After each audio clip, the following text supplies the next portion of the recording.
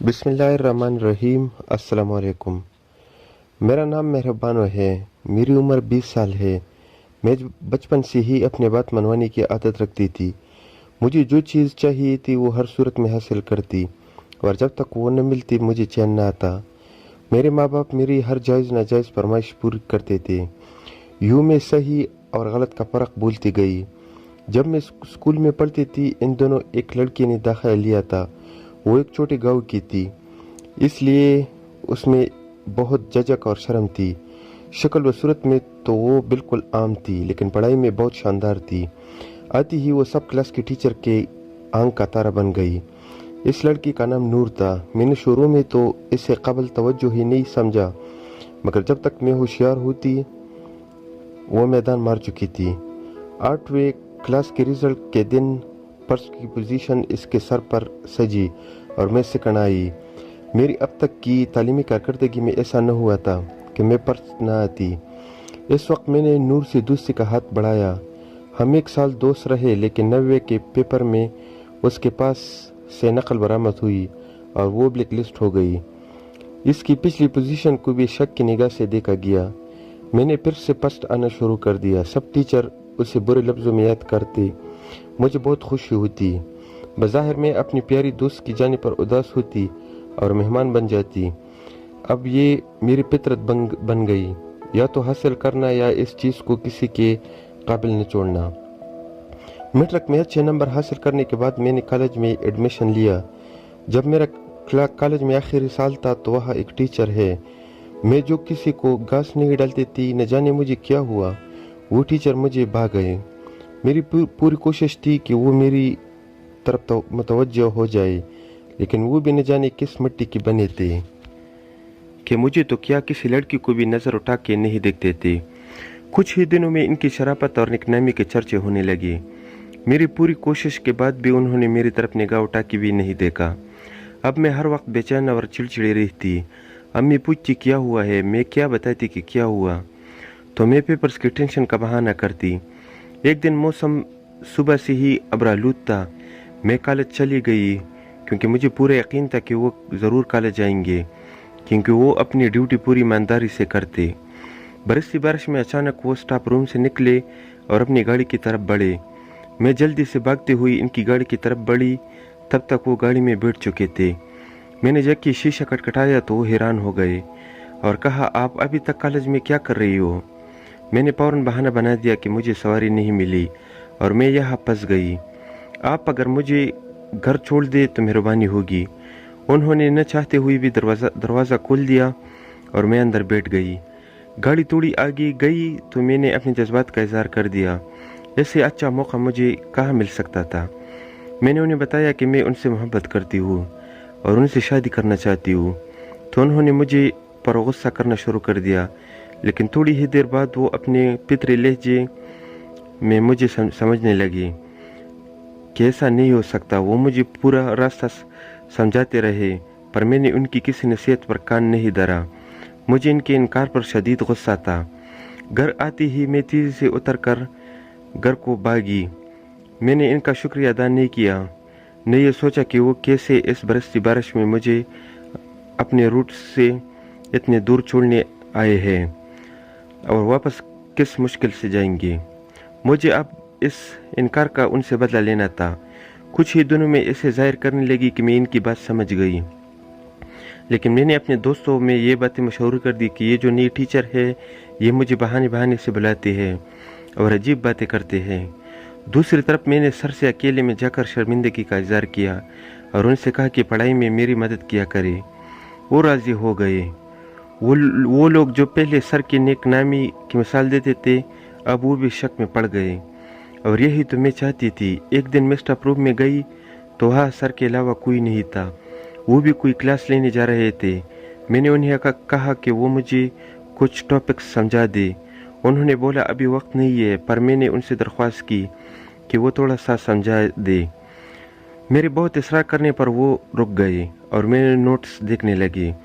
وہ نوٹس دیکھنے میں مگن تھے کہ میں نے کچھ لڑکیوں کو وہاں سے جاتے دیکھا۔ میں نے شور مچانا شروع کر دیا کہ سر میرے ساتھ بدتمیزی کر رہے ہیں۔ وہ اسٹوڈنٹس فوراً میرے پاس بھاگ کر آئی۔ दूसरी तरफ सर हैरानी से खड़े हो गए। उन्हें तो समझ ही नहीं आ रही थी कि ये क्या हो रहा है। थोड़ी ही देर में पूरा कॉलेज वहाँ जमा हो गया। मैंने रोते हुए कहा कि सर ने मुझसे बदतमीजी करने की कोशिश की, वो तो ये लड़की आ गई तो मैं बच गई। मेरे दोस्तों और क्लास फेलोज ने भी गवाही दी कि सर ने शुरू से ही मुझ पर गलत नज़र रखी हुई है। ये सब करने के बाद सर की बात किसी ने नहीं सुनी और उन्हें कॉलेज से निकाल दिया। मैं वक्ती तौर पर हर बार की तरह अपनी शिकस्त का बदला लेने में कामयाब रही थी, मगर अचानक मुझे ख्याल आया कि सर की मेरी ज़िंदगी से जाने के बाद मेरी ज़िंदगी में एक खाली पन आ गया है। इस बार मैं सर को हरा कर खुद भी हार गई। मुझे कुछ ही दिनों में न जाने क्या होने लगा। मैं बहुत परेशान रहने लगी, न कुछ करने को दिल करता।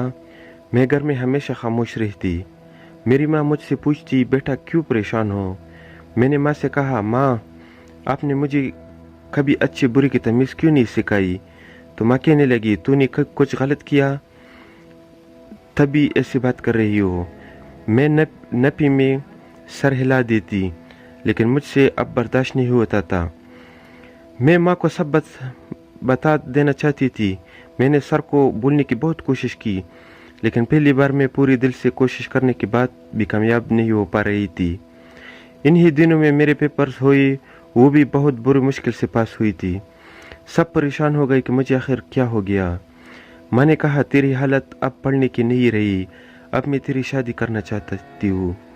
मैं चाहकर भी माँ को मना नहीं कर पाई कि वो मेरी शादी न करे। बस मैं अपने ख्यालों और पछतावों में डूबी हुई थी। मेरे दिमाग में हमेशा इनकी वो हैरान और शिकवा करती निगाहें घूमती रहती। जब मैं रो रो कर इल्ज़ाम लगा रही तो किस तरह मुझे देख रहे थे, और फिर कितनी ज़िल्लत और रसवाई हुई थी। नौकरी से भी निकाले गए। उफ, ये मैंने क्या कर दिया।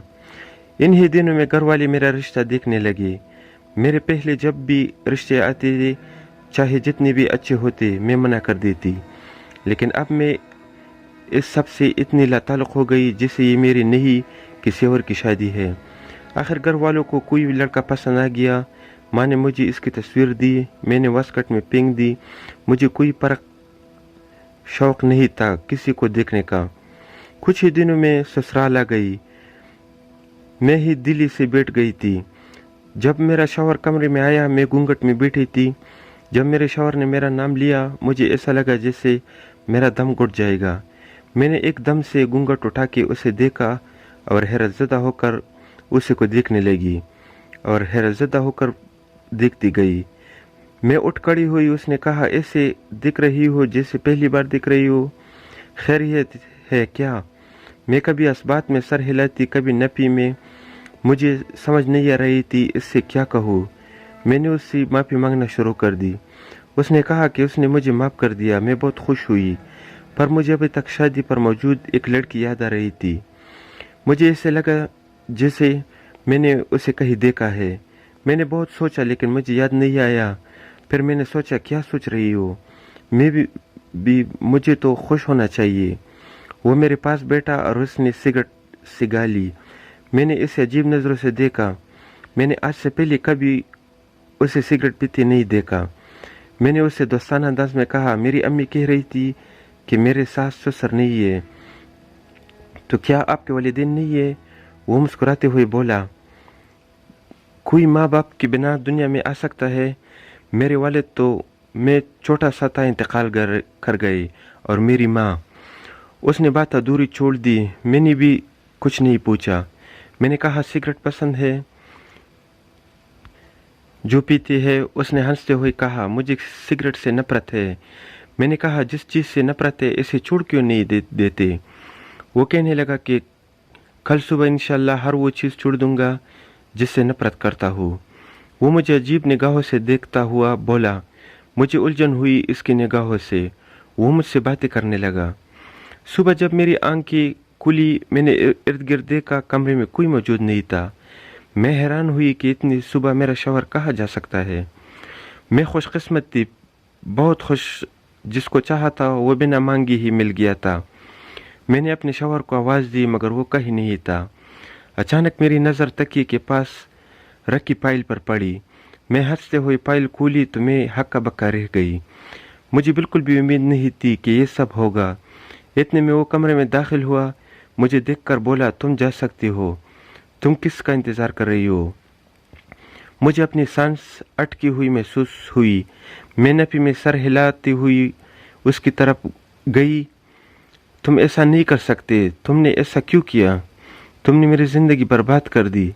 اگر نہیں کرنی تھی شادی تو کسی نے تمہیں مجبور تو نہیں کیا تھا، کیوں مجھے برباد کیا؟ میں نے اسے گریبان سے پکڑ کر جھنجھوڑا۔ اس نے مجھے جھڑک دیا۔ اپنی بربادی پر زیادہ رونا آ رہا ہے، اور میں جو برباد ہوا تھا میں تو تھا بھی بے قصور، پھر بھی تم نے مجھے برباد کیا۔ تم سے مجھے دنیا میں سب سے زیادہ نفرت ہے، یہ میرا انتقام ہے۔ میں نے تمہیں چھوڑ دیا، تم جا سکتی ہو۔ وہ اس قدر غصے میں کہہ رہا تھا میرے آنسو حلق میں اٹک گئے۔ وہ پھر سے غصے میں بولا تم جا سکتی ہو، تم نہیں جانتی تمہاری وجہ سے میں نے کیا کچھ کھویا ہے۔ میں اس کے گھر سے نکل گئی۔ میں پاگلوں کی طرح سڑکوں پر گھومنے کے بعد گھر چلی گئی۔ شادی کے دوسرے دن مجھے گھر کی دہلیز پر اس حالت میں دیکھ کر امی پریشان ہوئی اور پوچھنے لگی کیا ہوا؟ میں نے سکتے میں ماں کو وہ فائل پکڑا دی۔ ماں وہ فائل دیکھ کر زمین پر گر گئی۔ اس کے بعد مجھے خود بھی ہوش نہ رہا۔ میں لمبے لمبے سانس لیتی زمین پر گر گئی۔ کافی عرصے کے بعد آنکھ اسپتال میں کھلی تو مجھے پتہ چلا میری ماں مر گئی ہے۔ میرے لیے اس سے بڑی اذیت اور کیا ہو سکتی تھی؟ میں ہار چکی تھی۔ اتنی ہمت باقی نہیں تھی کہ دوبارہ اس سے بدلہ لے سکوں، لیکن بس ایک بار اس سے ملنا چاہتی تھی، اس سے بات کرنا چاہتی تھی۔ اس نے مجھے کہیں کا نہیں چھوڑا تھا۔ وہ مجھ سے واقعی نفرت کرتا تھا۔ جب میں کچھ عرصے بعد ٹھیک ہوئی تو دوبارہ گھر آ کے مجھے اپنا آپ بہت تنہا محسوس ہوا۔ یوں لگ رہا تھا جیسے میں بڑی دنیا میں تنہا رہ گئی ہوں۔ کچھ دنوں بعد میں اس کے گھر گئی۔ مجھے اس کے اور کسی لڑکی کے کہکہو کی آواز آ رہی تھی۔ میں آگے بڑھ کر جو منظر دیکھا وہ دیکھ کر میرے پیروں تلے زمین نکل گئی۔ اب مجھے وہ لڑکی یاد آ گئی۔ میں نے اس سے کہا اس کا بدلہ لیا ہے نہ تم نے مجھ سے اس لڑکی کا؟ وہ غصے میں بولا کیوں، صرف اس کا ہی بدلہ کیوں لوں گا؟ جانتے ہو میری ماں صرف اس لیے مر گئی تھی کیونکہ اسے یقین نہیں آیا تھا کہ میں نے اتنی بڑی حرکت کی ہے۔ میں نے اپنی ماں کو صرف تمہاری وجہ سے کھویا ہے، اور اس لڑکی سے میں محبت کرتا ہوں، اس کو بھی تم نے بھی ہی پنسایا تھا۔ اس کے پاس نقل رکھ کر دیکھو پھر اس کا انجام، آج تم اکیلی ہو گئی ہو۔ ہم دونوں کی زندگی برباد کر کے کیا ملا تمہیں؟ کچھ بھی نہیں۔ تم جیسی لڑکیاں ایسے ہی اکیلے رہ جاتی ہو۔ وہ مجھے غصے میں کہہ رہا تھا کہ میں سچ میں بڑی دنیا میں اکیلی رہ گئی تھی۔ اس کے بعد میں گھر چلی گئی۔ اب میری زندگی بہت مشکل ہونے والی تھی، پر اس شخص نے اتنا ضرور کہہ دیا جس نے مجھے سکون دیا۔ اس نے مجھے معاف کر دیا۔ بس اب میں تنہا اپنی زندگی کے دن پوری کر رہی ہوں۔